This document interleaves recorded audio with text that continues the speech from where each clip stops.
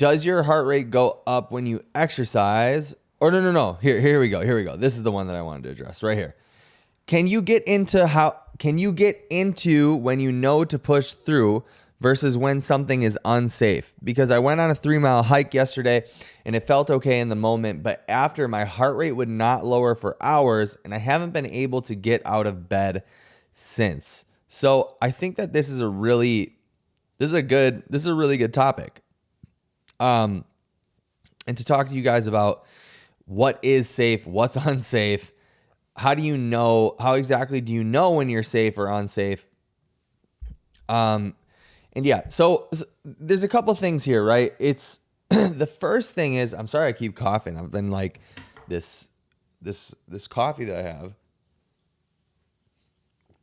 I put heavy cream and maple syrup in my coffee because that's the way that I like it. So, okay. So let's address it. How do you know when to push through versus when something is unsafe? Now, this is going to sound cliche and people might get upset about this or mad or whatever, but this is so highly dependent on the person. It's dependent on the person, where they're at, where's their conditioning at, where's their fitness, how are their symptoms, things of that nature. However, the thing that I really want to address is, how do you know when it's unsafe?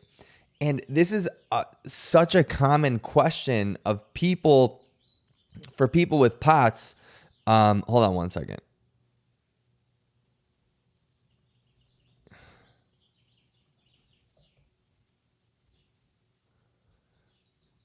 Okay. I just changed what my title for this is. Okay, this is such a common question because for some reason, well, not for some reason, I'll get into literally everything here. People with POTS syndrome all suffer from something that's very similar. And a lot of people, when I say this, they don't really like it, but I think it's super important to acknowledge this. POTS does, in fact, have a very anxious component to it. Whether you want to believe that or not, it does. And the reason why I think that I can say that, and I can say it with confidence and be honest about it, is because I myself have dealt with POTS. I've also dealt with panic. I've also dealt with anxiety, diagnosed PTSD, all this stuff, right? And I'm on the other side of it now, is what I like to say. However, it's super important that we do address the fact that there is an anxiety component to POTS, because if we don't address that, then we can never fully actually recover from the thing, right? So many people so often don't want to acknowledge it because they just want confirmation bias. They just want confirmation that something else is going on. And I say this to my clients all the time. And I like to get very clear and be super honest with clients because I don't think that I am helping them if not. Also dealt with panic. I don't think that I'm actually doing my full due diligence helping my clients if I'm not 100% honest with them. So, hold on. Yeah, my ear just really itched. So there is an anxiety component to POTS. Now, does that take away, or does that mean that what you're experiencing with POTS is not real? No, and that's the thing. And I think often we get triggered because doctors are telling us this is anxiety. This isn't anything else. This is anxiety. This isn't anything else. When the truth could be that you're dealing with a multitude of things. My experience, when I take people through the onboarding with POTS, I see so many similar things. Oftentimes, every single time, there's a history of this person dealing with issues. And a lot of times there are mental health issues. Almost all the time, there is some sort of mental health issue. So acknowledging anxiety is a component to POTS. There is an anxious component to POTS. It is what it is. I don't think I need to go any further into that. I might actually make a whole video on that. So now that we have acknowledged that, right, it's something that we talked about, how do you know when to push through versus when something is unsafe? I think it's really important to acknowledge the fact that exercise is almost never unsafe unless you have some sort of really serious pre-existing condition, some sort of heart failure, congenital heart failure, pulmonary disease, some stuff like that, then exercise at a certain level of intensity can be very dangerous. But even people with those conditions are recommended to have an exercise routine, because exercise always adds to health and longevity. Unless, you can make the argument that like some of the stuff that I do doesn't necessarily add to longevity or health. And I would actually tend to agree with you, because I do get health benefits. I get, I get health benefits through the exercise that I do. However, it's not my main priority. It's not my main goal. My main goal is competition and being the best in my field, at least at my level. So there is a component to it that doesn't add to health and longevity, right? So like I could get injured. That's not health or longevity, things of that nature. But I think that I've said things of that nature more times than I can count by now. But exercise is almost always safe. It's almost never unsafe. And I think that that's a very, very, very important thing to touch on. Now, when do you know when to push through? I think that this is an excellent question. How do you know when to push through? Because I went on a 3-mile hike yesterday and it felt okay in the moment, but after my heart rate would not lower for hours and I haven't been able to get out of bed since. So there's a couple things here. It's going to be dependent on what is interesting to me is, man, how do I put this? What was your hydration level like before you went out on that hike? What was your nutrition status? How many meals did you get in? How many calories did you get in before that? How much protein, how much carbohydrates did you have? Not just that day, but the day prior. How well hydrated were you? How much water did you drink? How many electrolytes did you supplement with? What was your sodium status? Things of that nature. Those are all things that are very integral and are a part of this puzzle, the equation that you need to solve so that you know when and how to push. Without these answers, without doing these things properly, without being prepared in this way, you will almost always have a crash. And I've told a lot of my clients too I've told a lot of my clients this, and I've also talked about it in a live a few days ago, that crashes a lot of time are in your head. What I meant by that is not that you're not feeling fatigue or worn down. And we can talk about what fatigue means, and all these influencers that have POTS and chronic illness that talk about fatigue is different than being tired, stuff like that. We can talk about that. However, what the difference, what was my things properly without being prepared in this way, you will almost always have a crash. And I've told a lot of my clients too I've told a lot of my clients this, and I'm also listening back talked about it in a live a few days ago, that crashes a lot of time are in your head. Okay, so without knowing all these factors, without being prepared, you're probably going to go through a crash. And what does a crash exactly mean? Well, it's different to everybody. And the reason why I say that is because I deal with a lot of POTS clients. So a crash looks different for everybody. However, my answer is the same for everybody. And it's get moving. Do something to push some blood, right? Get your heart rate up a little bit. So I tell a lot of people to get steps in, go on a walk, get on a rowing machine, get on a recumbent bike, something. Don't be sedentary, because if the issue is that you're having a crash, you feel fatigued, you feel tired, you're getting blood pooling, all this stuff. A lot of this has to do with circulation and blood pressure and heart rate issues. You need to get moving. And a lot of this stuff too can be figured out and dealt with via nutrition and hydration. The thing is with most POTS people is they're doing everything that they can except the things that you need to do. They say, well, I eat healthy. Okay, what does healthy mean to you? Does that just mean that you're eating like a bunch of vegetables and a bunch of protein? Or does that mean that you're vegan? Does that mean you're vegetarian? All these things, right? Do you pay attention to your macronutrients? Are you malnourished? What is your micronutrient status? Do you have blood work to prove what your micronutrient status is? Do you have real data? And based on the data, with your micronutrient status, right? Do you have that data? Based on your micronutrient status, are you supplementing properly? Or are you eating a proper diet for it? See, the thing is that people with POTS, specifically, this is the chronic illness that I can speak to. I can speak to some others just because I've dealt with people that have other chronic illnesses. However, people with POTS always say that they're doing everything that they can, but it's almost not. And another reason why I can say that is because when you look at all these POTS influencers and the things that they show, it's like, it's all negative. They're all laying in bed. This is what a day in my life looks like, blah, blah, blah. There's barely any food. There's barely any hydration, like actual hydration. I'm doing everything I can. I'm drinking as much water as I can. Then you're not trying hard enough. You're not, and that's simple math. I'm not drinking enough. I'm drinking as much water as I can. What does that even mean? What does that mean? You're drinking as much? No. If you know that this is the thing that you need to do is drink more water, it's a simple task. Drink more water. Drink more water. It's not that hard. I don't understand why people with POTS specifically have to be that way, where they're like, I'm drinking as much as I can and everybody needs to be kind to you. No one's ever gotten better from being kind. No one has ever gotten better from cancer when the doctor's like,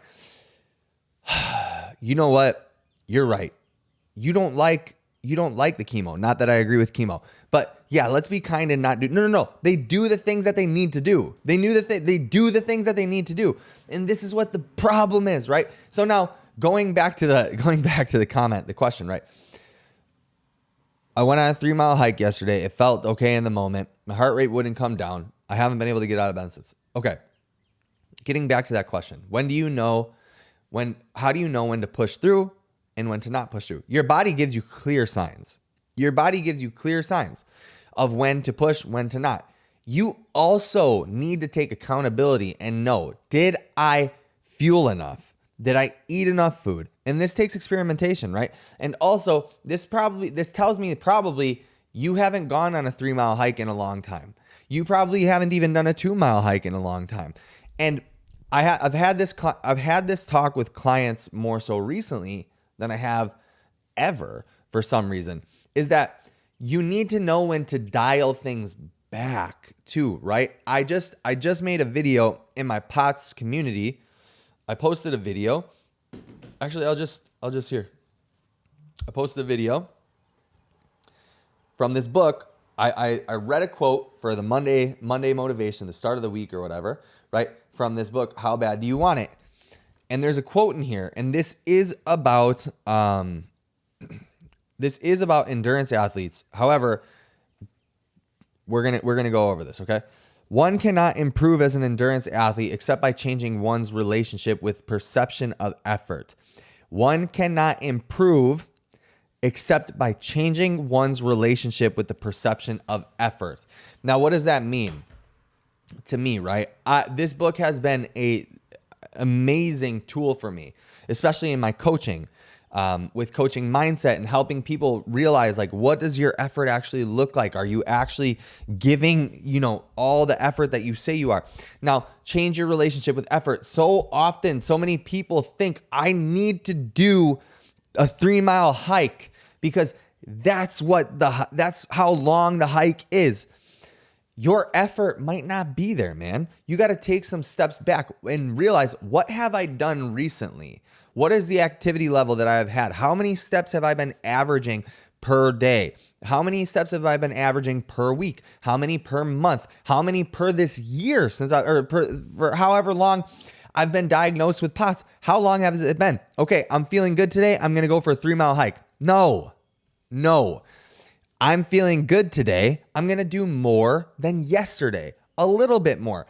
This is what the issue is a lot of, and I don't blame you guys for this, because when you feel good, especially with POTS, you get excited. You want to go for it. You want to try, but the issue is that now you're laid up in bed for a day or two and you can't give more effort today, right? Or tomorrow or the next day, possibly.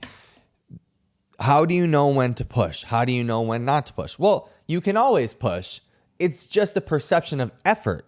So how much to push? Where do you push? With POTS, it's not reasonable and it's not smart to push for the sake of pushing. And what I mean by that is if you've done 5 reps on the bench press at 135 pounds for the past week, right? You have 2 bench sessions a day. And you feel like you could do 5 more, but you haven't proved to yourself that you can do 10. The only way that you can prove to yourself that you can do 10 is to go for going for 10, right? That's the normal person. But for somebody with POTS, the way that you prove that is over time. You gather the data. You do it over time. So now I did 5 reps on the bench twice this week. Next week, I'm not going to go balls to the wall and test, if I can do 10, although I would like to know, can I do 10 reps? I'm going to do 6. And then the next session, I'm going to do 7. In the next session, I'm going to do 8. The problem is, this is the whole issue here, is that people with POTS, when they feel good, they want to go for it. You can't do that yet. Not until you get to a place where you're healthy, you're good, you're thriving. When you're healthy and you're good and you're thriving, do whatever you want to do. Test the waters. We can get into in a different live. How do you figure out that? How do you figure out when you're in a place where you can do all that? That's a different topic for a different day. But right now, we're just talking about the effort. When do you know when to push? You don't. You don't right now. And that shouldn't be your concern. Your concern should not be, when do I push? When can I push? And how do I push? It should be, how do I progress from yesterday? How do I get better from last week? How do I get better from last month? That's what your concern should be.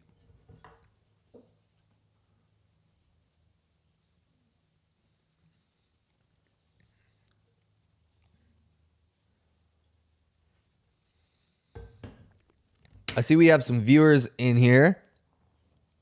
Let's hit the chat.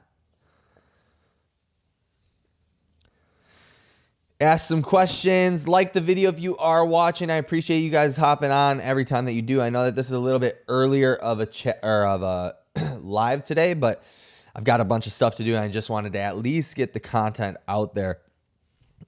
You guys can probably see the banner today. Thirdsy is a company that I work with my podcast. I think a big thing with POTS, and a big thing that I get a complaint about with POTS,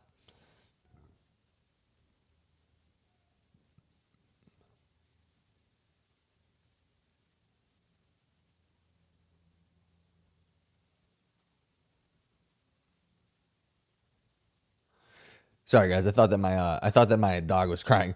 A big complaint that I hear from people with POTS is that they can't sleep or they can't stay asleep. And to be honest with you, this supplement is a game changer. It was a game changer for me. It has 10 grams of collagen in it, which comes out to about 3.5 grams of glycine. And glycine, we all know, is good for collagen production. It's really, really good for deep sleep. Has magnesium in it, GABA. What else does it have? L-theanine in it, which is an ingredient that I have loved for years. Before POTS, everything like that, I've loved it. Helps soothe the mind, calm you down. GABA does the same thing, puts you in a nice deep sleep. Trust me, try this out. Use our code CountercultureZZZ and you get 20% off. It's dope.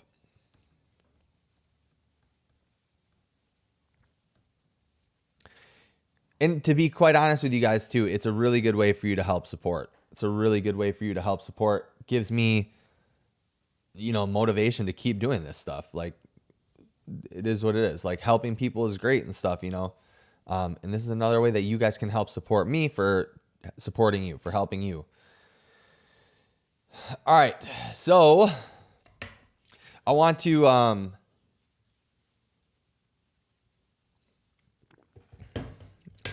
go over a couple of other comments. There's a couple other ones like this, right? I'm so glad you posted this. There's this other guy who left a comment that I'm going to be totally real with you guys. It triggered me. I was like, this mother effer, dude. What? So I'm on it right now. If you guys have not joined my app, my community yet, I really highly recommend that you do. I put a lot of I'm putting tips and tricks in there for people to to recover with their POTS, things of that nature. So here, check this out. This is another comment that I got that kind of triggers me. Kind of triggers me. It definitely triggers me. I had to check up on my stream health real quick. I got to make sure that everything's working. So give me 1 second, guys. Bear with me.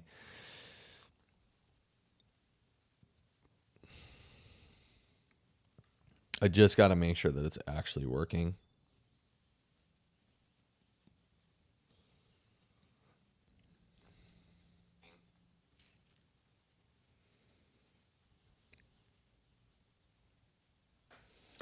All right, cool. We're good. We're good to go. All right, check this out. Do you really have POTS? Because when I even start walking, I get dizzy and headache and head spins. So how can you work out? Even I can't train for a couple minutes in my football club. This is the epitome of why I think that the POTS community is so negative and just so cringe, right? Do you really have POTS? Because whenever I start walking, I get dizzy and headaches and head spins. So how can you work out? Okay, the reason why this is so triggering to me is because just because you have these symptoms and you don't like that I'm doing things, that you don't like that I can do certain things that you can't do, that means that I don't have the thing that I'm claiming. Let's address the first thing, which is, do you really have POTS? Okay.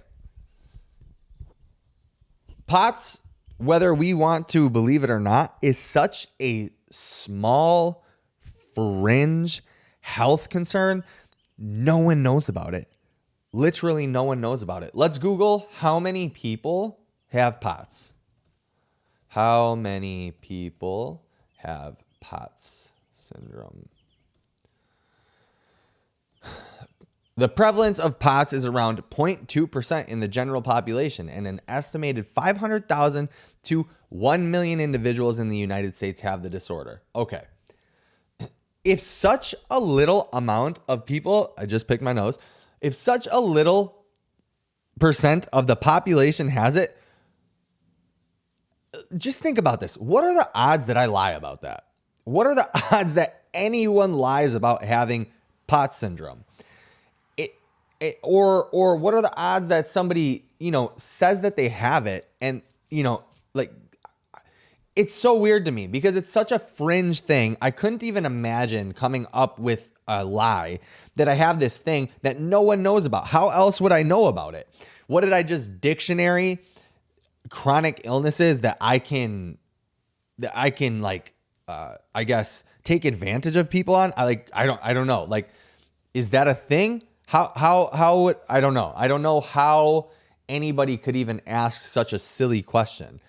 And then the other part of this, and this is like the big thing for me when it comes to other people's experience, and because other people have a certain experience, everybody else needs to be pulled down with it. And this is the reason why I created my community on my app for people to join for the positivity.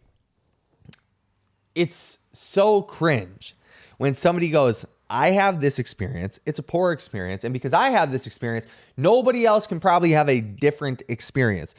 I'm not the only person that has found recovery or found health from POTS syndrome. I am not the only person that is online talking about being better from POTS. That now there's far and few between, but that's because there's such a small population of people with POTS syndrome that only a small percentage of the small percentage are going to be doing what we are doing.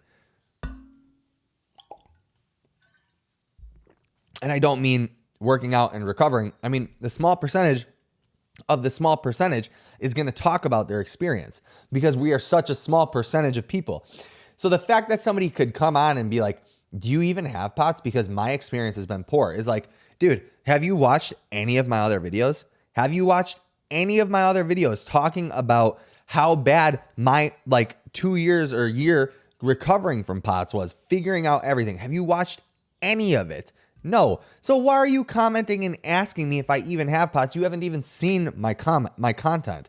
It's crazy to me. And that I would find, like, again, Google search or dictionary search, what are chronic illnesses that people don't really know about that I can take advantage of? That's wild. And if anybody does that, they are a psychopath. That's crazy.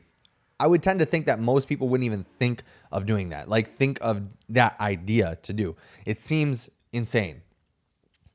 So, and then he goes, because I get dizzy and a headache and head spins, and how can you work out? Even I can't train for a couple minutes in my football club. Dude, you haven't done what I have done. It's plain and simple. You haven't gone through the years of experimenting, trial and error, different diets, different, figuring out what foods work for me, figuring out what exercises work for me so that I could progress into other work, like exercises. You haven't done what I've done. It's plain and simple. I know that to be a fact. You're still trying to be in your football club practicing, which I'm guessing he's soccer. You're trying to still play football while you have POTS. So obviously you haven't taken a step back and really tried to move a couple steps forward. That's obvious.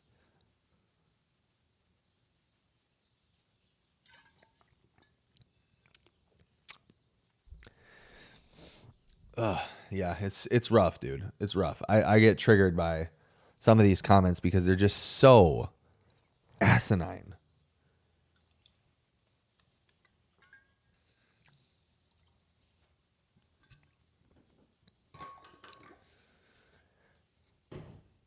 All right, let's move on. Another comment. Don't you get tennis elbow from the clean and jerk? Okay, well.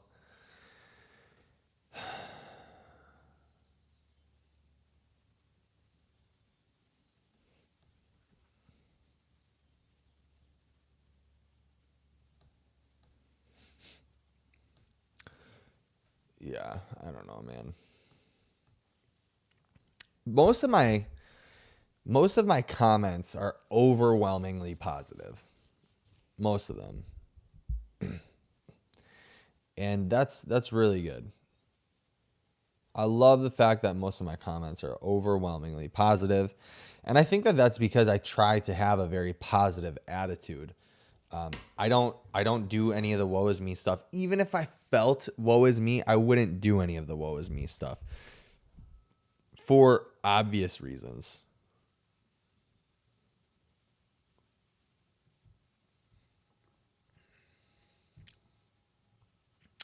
Oh, this would actually be very.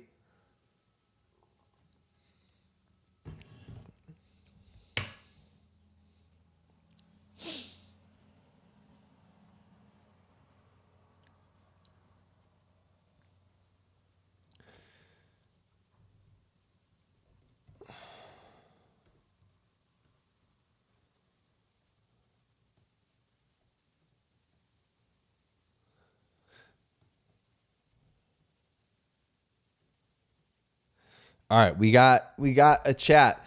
What was the very smallest bit of exercise you started with when you were at your worst? I'm at 1 rep, 1 exercise once every 2 weeks. I have ME/CFS2 that limits me extra because I need to avoid PEM. So PEM is actually something that I just learned that there was a term for. I just learned that there was like I learned what the acronym is, right? And I just learned that this is a thing. Not like I've experienced this, but you get what I'm saying. Post exertional malaise. Okay. Malaise. I don't remember how to say it.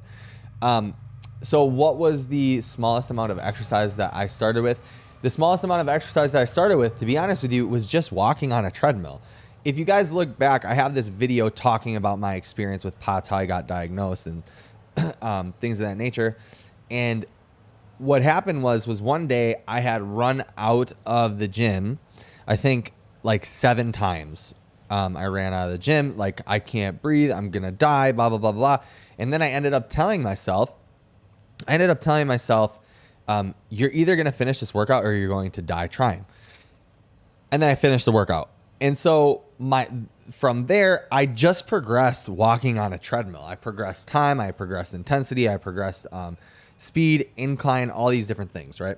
I progressed anything that I could think of to have the effect of progressive overload. And so the smallest amount of exercise to answer that question was walking.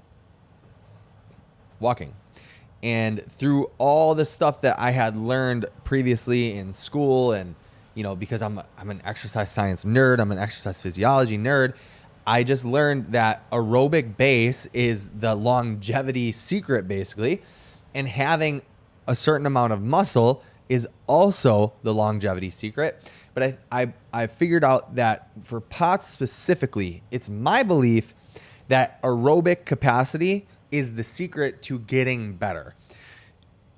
While maintaining muscle mass or building whatever sort of muscle mass that you can is also an added benefit, I think that comes later. I think that you get yourself to a point where you have some energy, you build your aerobic base, you get enough of aerobic base where you can handle exercise or anaerobic exercise, because anaerobic exercise can be aerobic for a lot of people. So you get that base up and then you start building muscle that helps with circulation. It all just kind of works together, right? Now, I want to talk about the PEM, actually, the post-exertion malaise.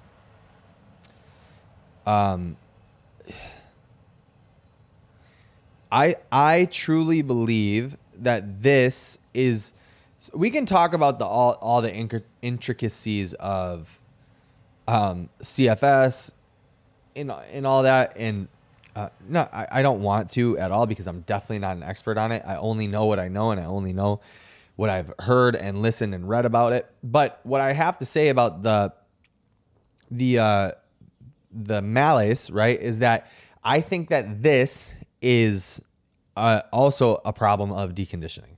I think that this is also a problem of deconditioning and people pushing too hard. So you doing one rep of one exercise once every 2 weeks, hey, if that's what's working for you now, that's perfect. I would just say find a way to progress from that. I saw that video. Yes, thank you for making it. What did you start with when walking went well enough for you? How much could you walk before starting strength training? Okay, this is a good question. It's a really good question. So I don't exactly remember, and I'm going to tell you guys the truth about how I did things, and I don't suggest this whatsoever. This was a lot of trial and error, and it was over the period of like a year, maybe a little bit less, 6 months to a year, something like that. This is a long time ago. I don't even remember when that video was made. I think the video that I made was like 6 years ago, I think, which means that my POTS diagnosis was longer than that. So what did I start with? To be honest with you, I hired one of my old bodybuilding coaches back, and he is a PhD from Harvard. Funny enough, I think, or it's Yale, one of the two like, prestigious schools. He's so smart. And so I told him, I was like, hey man, this is what I'm going through. I need help. I need you to help me progress in a safe, responsible way. And he did that. And we just jumped straight into a strength training program. Now, I think that I was up to about 15 to 20 minutes on the treadmill. What I find, I'm going to put you guys on game right now. I'm going to give you guys one of my secrets. What I find for a lot of people that I work with, for a large population of the people that I work with, I find that about 20 minutes, okay, 3 to 4 times a week on average of cardio is about baseline for most people with POTS to be reconditioned. That's what I find. Now, I'm not going to give you the time interpolations or the time, domains that I make people do this in, or the intensities and stuff like that, because you guys need to figure that out on your own. If you're not going to, work with me or be in my community or anything like that, I will give you a lot of information for free, but I can't give you my exact modalities, right? I find that anywhere from 60 to 80 minutes a week of steady state to mid mild intensity cardio is about the sweet spot for most people. And so, yeah, for me, I worked up to, I think, like 15 to 20 minutes, 4 to 5 times a week of cardio. I was doing low intensity cardio, steady state. And then I jumped right into a strength training program. So yeah, I wasted no time. I took a lot of risks in my recovery that I don't take with other people, but I'm an all or nothing type of person.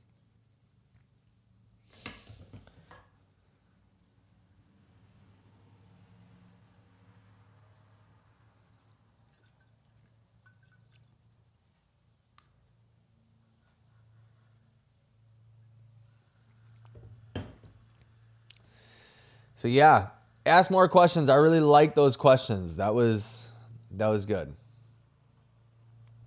Those were very good. I'm popping into my community forum right now on my training app. And you know what? You know what I'm feeling like right now? I am feeling like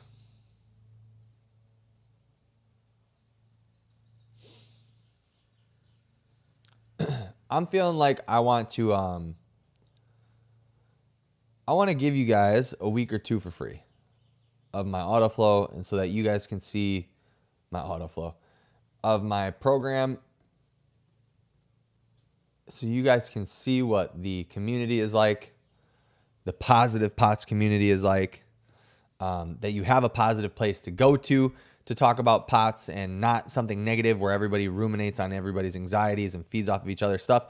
I want to give anybody watching this a free week to join the community, to be put into the POTS forum so you guys can talk to other people with POTS, people that I work with, and so that we can help support you through your journey too. So I'm going to give anybody that likes this video and comments right now, yes or W. If you comment yes or W, I'm going to just put the link in, send it to you, and you can join the community for free. Just give me a couple minutes. How do you handle exercises in a flare? So I'll be honest with you. This is something that your situation might be different. Your situation might be different, and that's okay. But how I handle it, I talk to my clients about, I said this in a live stream not too long ago. I said that I think that flare-ups are in your head a lot of times. And I talked about this in the beginning of this live, actually. What I mean by that is not that you're not feeling the symptoms. I know that people are feeling symptoms. They feel fatigue, and we can talk about how fatigue is different than being tired or whatever. I don't want to talk about that in this video, but we can talk about that at some point on a live. But how do I deal with exercise? I just do what I have to do, right? I do what I have to do because I know that if I don't, I could be taking steps back. Now, how do I handle it with other people? I handle it way different with other people. If somebody's having a flare-up or whatever, we might not do the prescribed program unless they know that they can work through it. And that's something that them and I work on together, and we build trust in each other, that I can trust that you know what you can push through and what you can do, because I do a lot of RPE scale stuff, rate of perceived exertion. And I also have them, they've built up enough trust with me that I will tell them what I think is beneficial for them, right? What I think that they should do. So yeah, it's basically built on a system of trust. And more times than not, when somebody does have a flare, I tell them to go do some sort of cardio, and that's dependent on where their current fitness status is at. All right, we got a yes. So I'm going to put in, I'm going to put you in. I'm going to give you the link. Give me 1 second. I have to remember.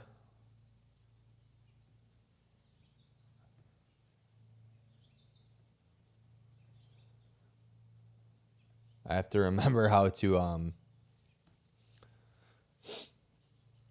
to give people a free week.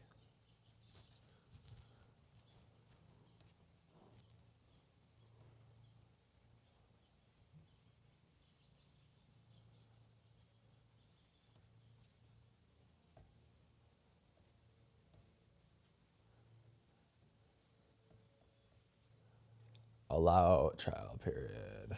Yep, there we go. All right.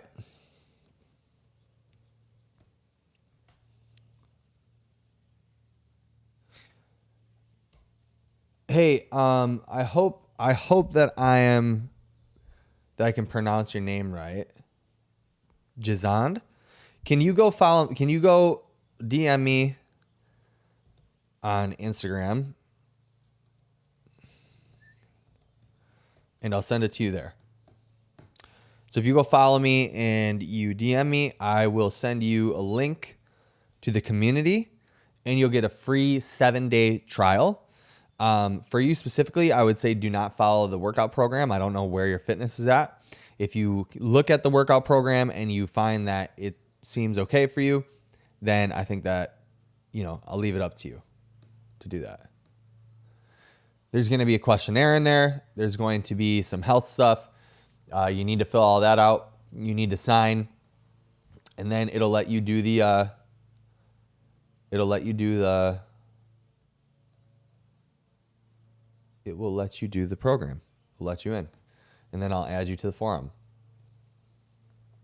So if you go do that. So for anybody that's watching right now, if you DM me on Instagram right now, JQ Fit Life, I'm going to send you a link to try out the community forum, the Positive Pots community forum, and my workout program for free for 7 days. It's going to give you a 7-day trial period. It's a place where people can just go talk to other people that I'm working with, talk to other clients, and see the positivity, see how much community and positive community can help affect your results, can help you get better. I truly believe that community is one of the driving factors to health, longevity, and unfortunately, the POTS community is very negative. It's not very positive. There's a lot of people just focusing on symptoms and the bad things that are happening. In my community that I've built online, that we've built together, there's none of that. We don't talk about anything negative. The only way that you talk about your symptoms in the forum is in a positive manner. How you dealt with something, how you overcame something. That's the only thing that we talk about. The POTS community feeds off of each other's anxieties, feeds off of each other's negativities. I don't want any of that. So this is a safe, positive place for you guys to talk.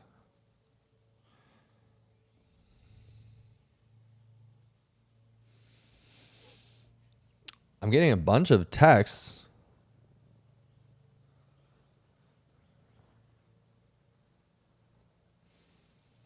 Without being notified.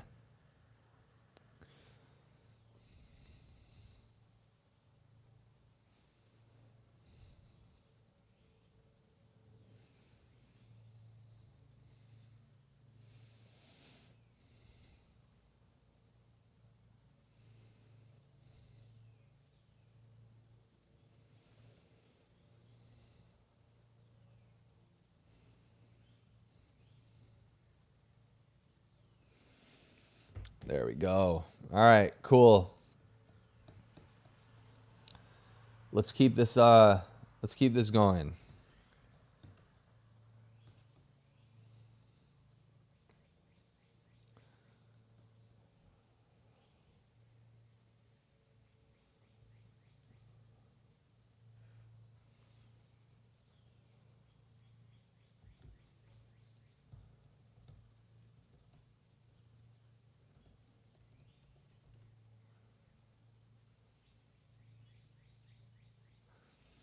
All right, guys, add in some questions. Hit that chat.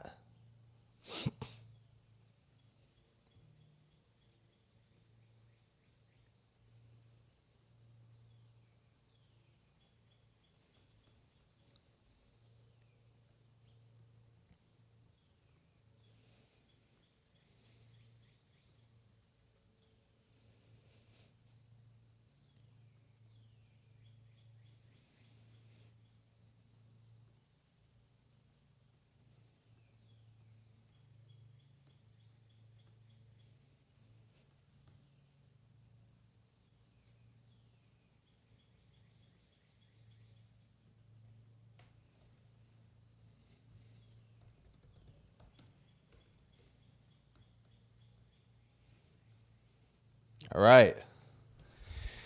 Do you think I'm doing too much moving? Do you think doing too much moving can lower people's baseline permanently if they only have POTS? It definitely does for ME/CFS, but I don't seem to get a straight answer for POTS. Do you think doing too much moving can lower people's baseline permanently?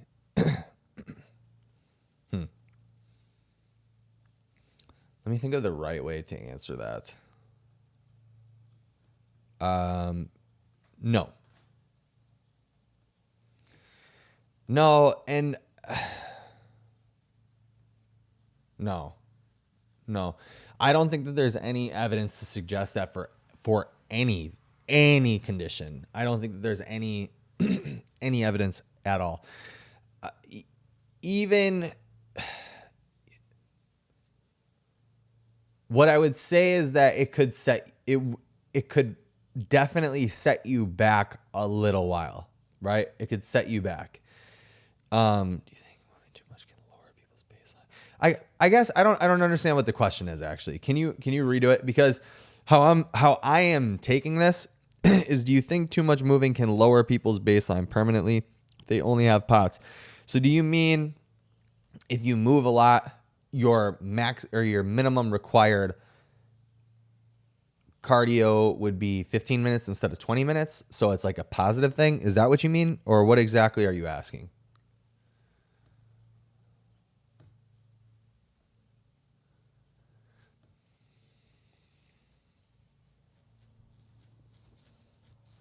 That's my question for you. What exactly is the question?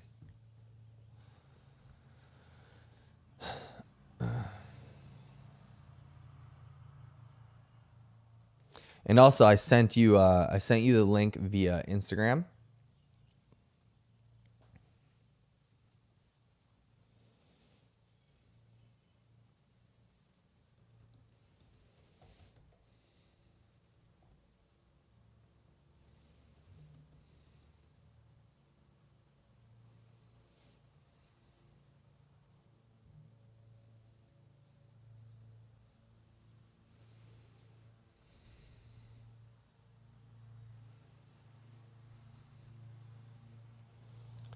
So for me, my ME, I worked 4 days straight on my laptop. I was exhausted for 9 months after.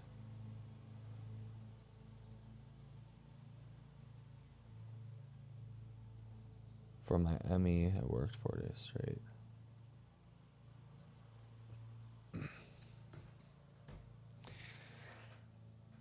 I still don't know if I understand the question. So let me put it like this, for what I think that you're asking is that if you, and I think I actually addressed this in the beginning of this live, I'm not going to lie. Doing too much will set you back, period. It will. So that's kind of the whole, somebody asked me in a comment, and I addressed this earlier. I addressed this earlier. Somebody asked me, how do you know when to push when something is dangerous? And I said that I don't think that anything is dangerous with POTS. I don't think that working out is dangerous at all. But I think that a lot of people with POTS don't understand how to progress or how or when to push. And what I mean by that is, people with POTS, when they feel good, they want to push as if they're a normal person. But it's like, let's say that you worked out and you did 1 rep, 1 set this week every single day. So next week you feel really good. You're like, I've been making progress. I've been able to do this every single day. A lot of people that have POTS, they're like, well, I'm going to do 10 reps next week because I feel really good today. So I'm going to do 10 reps. And that's just what it is. I'm going to do 10 reps. And the problem with that is you haven't even built up to 10 reps yet. You've only done 1. And just because you're feeling good, you're trying to jump further and jump ahead and do as much as you can because you feel good. But you haven't even gathered the data to say that you can do that. So what you should do is you should go from 1 to 2, or maybe 2 sets of 1 rep, or 1 set of 2 reps, that type of thing, right? But a lot of people just try to do too much right away, and you haven't even proved that you can do a little bit more, but you try to do a lot more, right? And yeah, that can absolutely set you back. As far as your your ME and your CFS. I can't speak to the specifics of that. What I can speak to is people with POTS and how I have them deal with stuff. And a lot of times their flare-ups come, and it's more a mental thing than it is an actual problem, right? I get it. They are exhausted. They have fatigue, but that doesn't mean that you can't do things. And more times than not, getting the blood flowing, getting the blood moving for people with POTS, this is in my experience with the people that I work with, right? And it works for every single one of them. I've never had a complaint about it. If they get moving, the fatigue slowly goes away. If they get moving, the symptoms of a crash, headaches, migraine, whatever it is, slowly goes away. Felipe Ventura, I go to the gym with my pal, and so far I'm able to keep his pace, but when it comes to leg exercises, I can't. Any tips on this? Why do leg exercises feel almost impossible? Sorry if I'm being too specific. Yeah, Felipe, don't try to keep up with your friend. Not yet. If you're not in a spot yet where, I mean, okay, so even this, I don't mean to laugh, but even if you're healthy and you're thriving and you can't keep up with your friend, don't keep up with your friend, because you risk so many things. You risk injury. You risk, injury would be the thing, right? You risk injury, or you risk, getting so sore that you can't work out at that intensity again the next day, things of that nature. So even people who are healthy shouldn't be doing that. If you guys are at similar fitness levels, strength wise and aerobic capacity wise, then yeah, you can try to keep up with your friend. Absolutely. I think that friendly competition is great. But if you are dealing with POTS and your friend is not, there's zero reason that you should even be trying unless you are thriving, healthy, and in a really good place. It's just, I know that you're saying that you can keep up with this pace. When it comes to leg exercises, I can't. So then don't. There's no reason to try. There's no reason to do that. Even if you were a healthy individual, there's no reason to try. There's no reason. People require different volumes of training. People require different intensities of training. People require different, I don't want to say different exercises, but kind of they do. Some people's insertions are different. So some things should,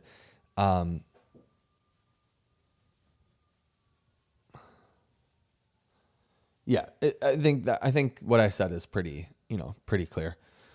So Felipe, let me know if that helped you out. Let me know if that was an answer to your question. You're Dutch, so you don't have a card, so I can't register. Give me a second.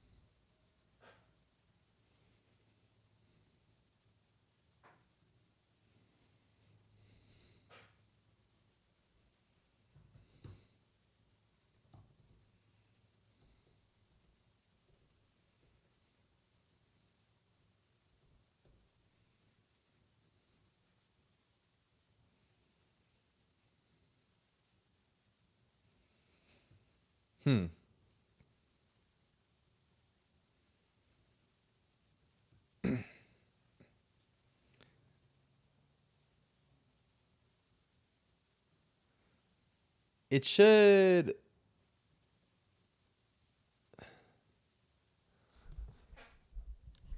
Jazand, I think that's your name. Let me know if I'm saying that right. The link you sent, I'm Dutch, so I don't have a card, so I can't register. If you don't have like a debit card or a credit card, if you don't want to be in the community after your 7-day trial period, you can 100% cancel. I think, yeah, it shouldn't just charge you right away.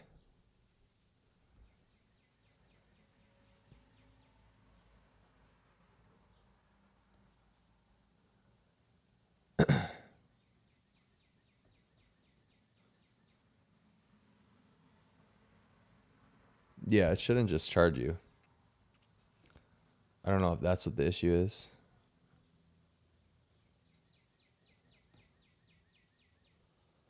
Let me see if I can do one more thing.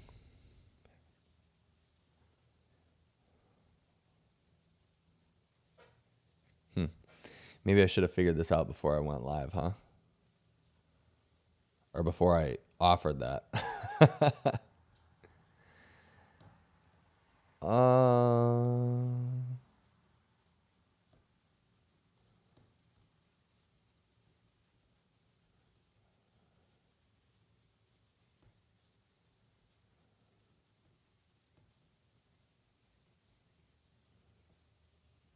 My name is Laura.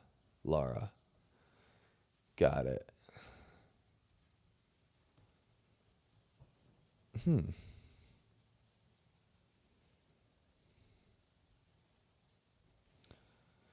going to try something else. For anybody that's watching and wondering what we are doing, I am offering a 7-day trial period to my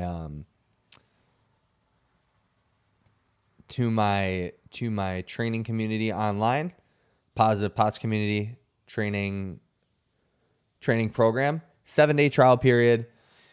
You get 7 days to come into the community for free. Check it out. Talk to people that are in there, and try out the modalities that we are trying or that we do to get people better. And then,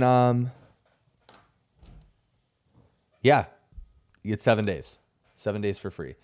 So hit me up on Instagram at JQFitLife if you want in for free for 7 days, and I will send you a link to the program.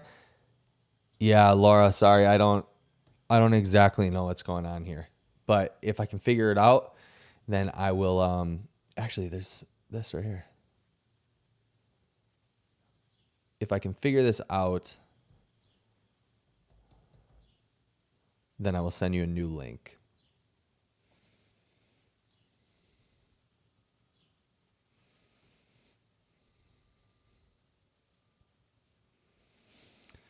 EverFit's payment feature is available for accounts based in U.S., Australia.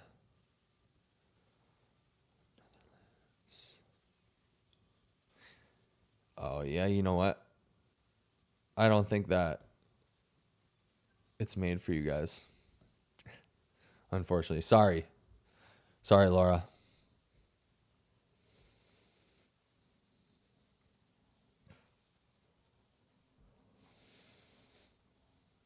All right, guys. Well,